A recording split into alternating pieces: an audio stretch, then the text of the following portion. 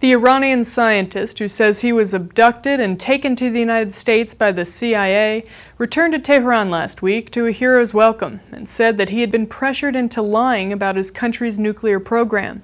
He says he was offered $50 million to stay in the United States. Shahram Amiri says that he was on the Hajj pilgrimage when he was seized at gunpoint in the city of Medina. He says he was then drugged and taken to the U.S., where he says Israel was involved in his interrogation. In the United States, officials were reported to have admitted that Amiri was paid more than $5 million by the CIA for information about Iran's nuclear ambitions. I was abducted in Medina in front of my hotel by U.S. and Saudi intelligence agents and then transferred to an unknown location in Saudi Arabia. They injected anesthetic drugs into me. They took me to the United States on a military plane.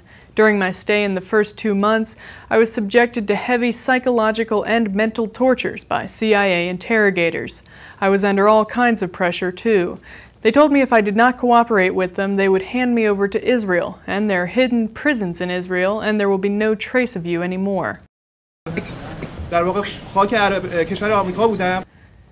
The U.S. claims to have received useful information from him in return for the money, but is clearly embarrassed by his very public return to Iran. The offer of a large bribe is reportedly part of a special U.S. program to get Iranian nuclear scientists to defect. Flashing a victory sign, Amiri returned to Tehran International Airport, where he was greeted by senior officials and by his tearful wife and 7-year-old son, whom he had not seen since he disappeared in Saudi Arabia during a visit 14 months ago. Iran is demanding information about what had happened to him. The U.S. says that he entered the United States of his own free will and had relocated to Tucson, Arizona. The U.S. is claiming that Amiri, who had worked for Iran's Atomic Energy Organization, defected because pressure was placed on his family back in Iran. Amiri denies this.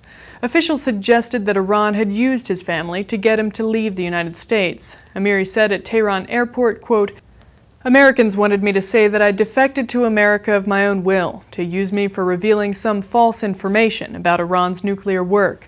I was under intensive psychological pressure by the CIA. The main aim of this abduction was to stage a new political and psychological game against Iran."